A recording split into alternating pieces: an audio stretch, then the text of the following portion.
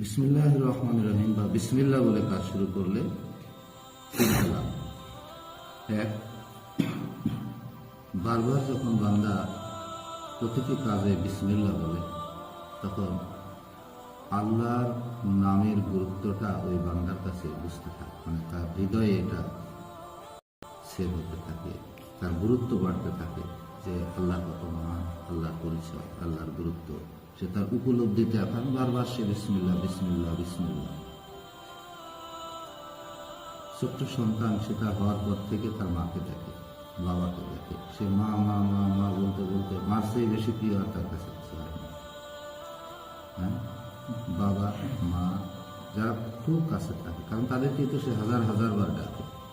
বান্দার সবচেয়ে প্রিয় হবে ওই মায়ের চেয়েও প্রিয় আল্লাহ, বাবার চেয়েও প্রিয় আল্লাহ। কারণ যত কাছে আমার মা যেতে পারে না, বাবা যেতে পারে না, আল্লাহ তো তার চেয়ে কাছে। যেন বিসমিল্লাহ। দ্বিতীয়ত হলো বিসমিল্লাহ বলার ফজিলত হচ্ছে যে এই অসিলায় তার অসংখ্য গুনাহ থেকে সে বাঁচতে পারে। যেন আপনি পান করবেন বিসমিল্লাহ, পান শুরু করবেন, খাবেন বিসমিল্লাহ। আপনি মদ পান করবেন তখন কি বিসমিল্লাহ বলতে পারবেন? পারবেন। তার মানে যখন আপনি বিসমিল্লাহ বলবেন তখন গুনাহ কাজ কিভাবে, যে সব কাজেই তো আপনাকে বিসমিল্লাহ বলতে, তখন আপনার ভিতরে চেতনা আল্লাহ দান করবেন যেটা কি হালাল, এটা কি হারাম। তাহলে হালাল কাজের শুরুতে তুমি বিসমিল্লাহ বলো, আর যখনই হারাম কাজ আসবে যেহেতু তোমাকে বিসমিল্লাহ বলে সব কাজ শুরু করতে হবে, তাহলে এভাবে সে কিন্তু অসংখ্য বাজে কাজ তার জীবনে আসবে। একজন মানুষ ঘুষ খায়, মনে করে তো বলতেছে টাকাটা দিচ্ছে, বলছে বিসমিল্লাহ। আরে ভাই তুমি খাচ্ছ তো ঘুষ, সুদের টাকা নেবে, বিসমিল্লাহ বলা যাবে?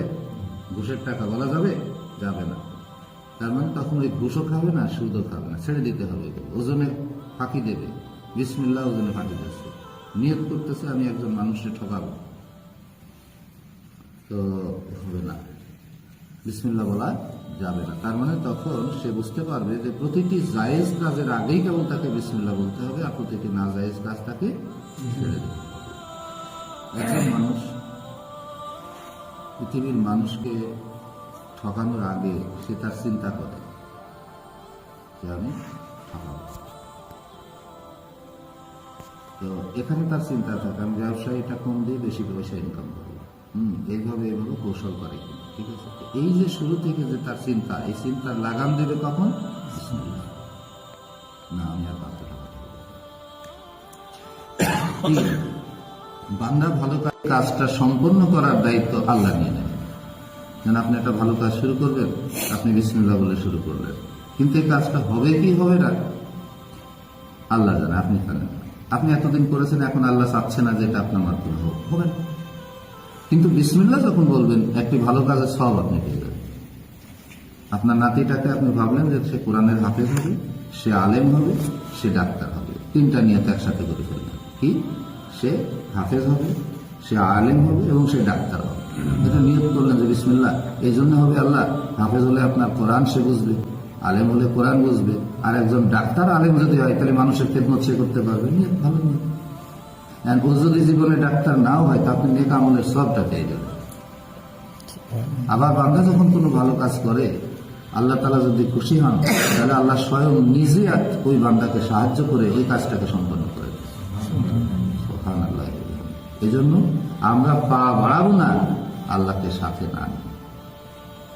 যেন আমার ওই যে 3 পৃষ্ঠা যে লেখাটা, ওইটার ভিতরে দেখবেন একটা আছে যে আল্লাহর সাথে থাকা। কিভাবে আমি আল্লাহর সাথে থাকতে পারি, আমরা চেষ্টা করবো বিসমিল্লাহ বলতে। ঘর থেকে আপনি বের হয়ে এসছেন, পড়বেন বিসমিল্লাহ তাওয়াক্কালতু আলাল্লাহ ওয়ালা হাওলা ওয়ালা কুওয়াতা ইল্লা বিল্লাহ। মনে থাকবে বিসমিল্লাহ তাওয়াক্কালতু আলাল্লাহ, তারপর কি ওয়ালা হাওলা ওয়ালা কুওয়াতা ইল্লা বিল্লাহ।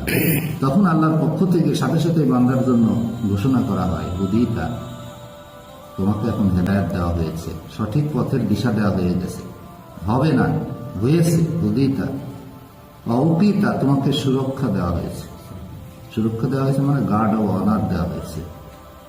কোন রাস্তায় চলতে গেলে দেখেন না, বড় বড় মেহমানরা আসলে আমরা চারিদিক থেকে গার্ড অব অনার দিই। যখনই কেউ আল্লাহর নাম নিয়ে শুরু করে আল্লাহ ফেরেশতা দিয়ে আল্লাহ তাকে গার্ড অব অনার দেন। এবং তোমার জন্য এটা যথেষ্ট হয়েছে বান্দা, তুমি কি চাও এটা তোমার জন্য যথেষ্ট।